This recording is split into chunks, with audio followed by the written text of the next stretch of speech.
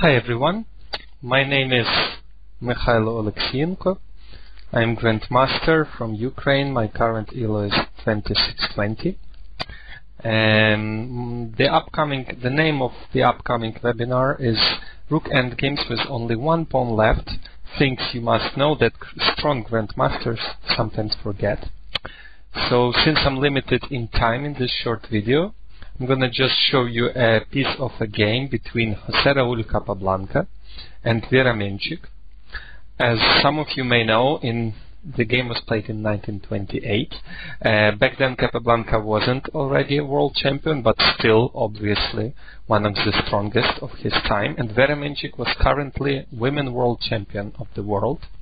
And I would show you how many mistakes and inaccuracies they have made, just because I believe they knew the material, but I believe that one should work on it to be automatically rather than come up with a solution during the game.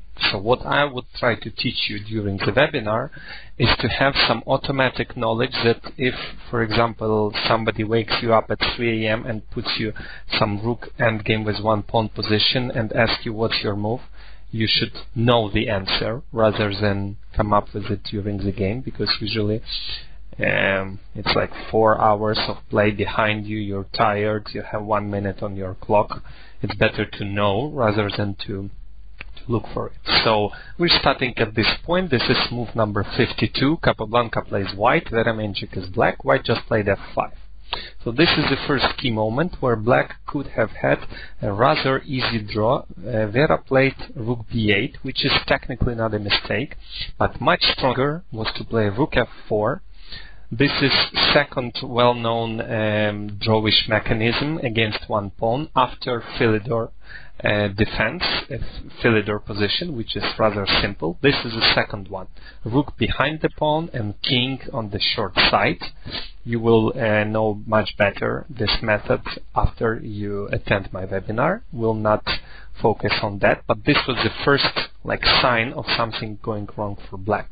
Rook f4 was much easier way to achieve a draw, but rook b8 still is not a mistake. King f7, king is approaching, check, rook e7, rook b6, still not a mistake. And now f6 was played. This is another key moment of the game. So black didn't manage to set up the Philidor position due to a number of reasons. Very often you don't get a chance to do it. They also did not grab a chance to put the rook behind the pawn, the passed pawn, while king being on the short side, which is second easiest way to achieve a draw against one passed pawn, which you need to make automatic, because I have a lot of other examples of 2700 ELO Grandmasters failing to achieve a rather easy draw if you know what you're doing and you've developed this skill to be automatic rather than trying to come up with it during the game. So this is the third drawish mechanism against a passed pawn, and it consists of, again, king being on the short side. If you don't know what that, you should attend my webinar, definitely. Black's king is on the short side, and the rook should be on 8th rank. That's also one of the simplest ways to achieve a draw in this position. Put a rook on 8th rank. And now Vera makes a huge mistake, which should have cost her the game on the spot. She kept her rook on A on the 6th rank, which is basically only few moves are losing in this position for black. Believe it or not, rook b8 gives a draw. Rook b1 gives a draw. Any move with the rook down the b file makes a draw. And even king h6 makes a draw. The point is, you shouldn't keep your rook on 6th rank and keep your king on an x-ray with the rook from e7. So either move the king or move the rook. You cannot leave it like that. Let me show you why Rook. Let's see what happens next, and then you'll realize what is the difference. Rook a6, big mistake. Now white is winning.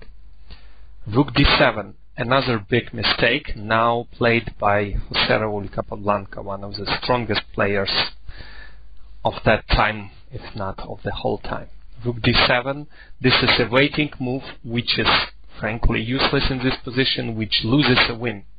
Rook king f8 would win the game on the spot. King f8 comes with the check, and that's a huge difference. If black's king was now on h6, king f8 wouldn't be possible because black could capture the pawn on f6. So king f8, king g6, the most natural response, and now f7. And the problem is that if the rook was not on 6th rank, black would have played king f6. Now in this position, the only move that is winning is king g8. And the problem is the rook is on 6th rank, and rook cannot jump over the head of the king and give check on g6. Any other place of a rook on a5, on a4, on a3, a2, or a1 would lead to a check down the b file, forces the king to go back to f8, while black goes back again to the a file. And now because white is winning, and rook a8 doesn't help. Rook e8, rook e7, rook e6, intermediate check, cutting off the king.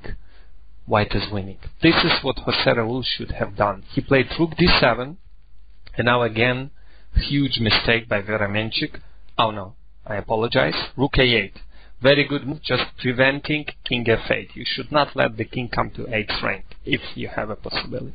Though rook some other place would also lead to a draw, but rook a8 the most precise way. And now he repeats the position. My guess is they were both in big time trouble. As you all know, there was no time increment back then, but that's a problem. You know, my guess is they didn't work this knowledge to be automatic, that you don't need time to figure out the draw or the win. You just should know it. Like you know how to win with the queen against the king, right? You just do it automatically. You don't think on every move. You just checkmate with the hand. That is what I want to develop in you. If you attend my webinar, you need to know these things. You should know the answer right away and just check it for 1-2 seconds. That is our aim. So he repeats the position, and believe it or not, she played rook a6, which is like only a few moves are losing in this position. So rook a1 leads to a draw. Rook a2 leads to a draw. Any move rook down the file, even rook a5 leads to a draw. Rook b8 leads to a draw. Rook c8 is losing, but it's frankly a very illogical move. You should keep your rook as far as possible from your opponent's king to have enough distance for checks. So, and for example, after why rook e8 is losing, rook e8, rook c8, rook e8. Now you have to give checks. King e6, you have to give checks. King e7, f7 is a huge threat. You have to give checks. And now suddenly king d6 comes with a tempo, and that's a huge problem, because if you move your rook down the 7th rank, you get into rook e7 check. If you move your rook down the c file, f7 is promoting. If your rook was 1 square away from the king, you would just play king g6 and lead to an immediate draw. And that's why rook c8 is losing. On the other hand, rook b8 is rather easy draw. Rook e8, rook b7, king e6, you just keep on checking, and that's it. And if king d6 is played, you just played king g6, and the rook is not hanging. This is a clear draw. You're even gonna win this pawn or give a perpetual. But Veramenchik does not do it. She places the rook on the only horrible square available, rook a6, and now finally king f8, king g6, f7, rook a8. Now pay attention that if king f6, now king g8 is winning, because there is no check on the g file. The king is in the way, the pawn promotes. So in the game it was played rook a8, rook e7, rook a7, rook e6, perfect check, king h7, and now another horrible mistake by José Raúl Capablanca. he plays king e8, which is a huge mistake. There are many moves that are winning. The easiest way is just to go rook f6, put the rook behind the pawn, and then king just runs away towards the rook if it's being checked, and nothing can stop the f-pawn from promoting. The only thing black could do is to put the rook on e1, but even that wouldn't be helpful. That's it, just rook f6 wins on the spot. It's time to stop the clock. And ex-world champion is playing king e8, which loses again the winning position. Rook a8, king e7, and now if Vera would have played king g7, that's just a draw. That's just a draw. We can even... Sorry, I apologize for that. Next move is rook a7 and just winning the pawn. For example, if rook e1, rook a7, the only trick is that if white plays king e8, you should not take on f7 because you would lose this rook. If king goes to e8, you just keep on checking. And that's a draw. And if king goes here, you can keep on checking, or you can even take here, and rook g1 can be met with king f8. That's it. If she would have played king g7, the game would be ended in a draw. But she played rook a7, and after king f6, the f-pawn gets promoted. We can take a look how many mistakes. I would call it a blunder. So first, I would say rook b8 is inaccuracy. Rook f4, you will learn how to make a rather easy draw after move rook behind the pawn.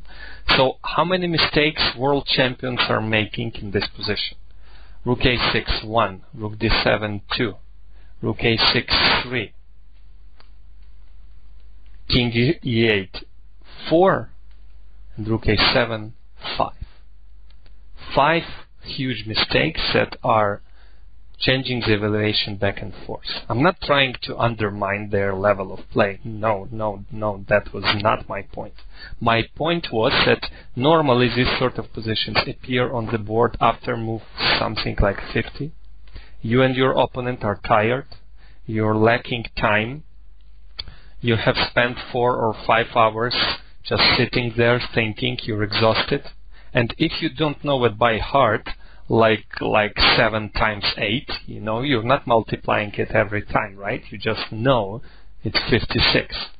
So what I really want you to learn from my upcoming webinar is to know it by heart, so that even if you're in time trouble, if you're tired, you will make a draw without even relying on your own head, trying to figure out the draw or the win. You just know what to do and maybe briefly check the answer. You shouldn't look for the answer during the game. You should know it and just make sure you didn't mix anything up.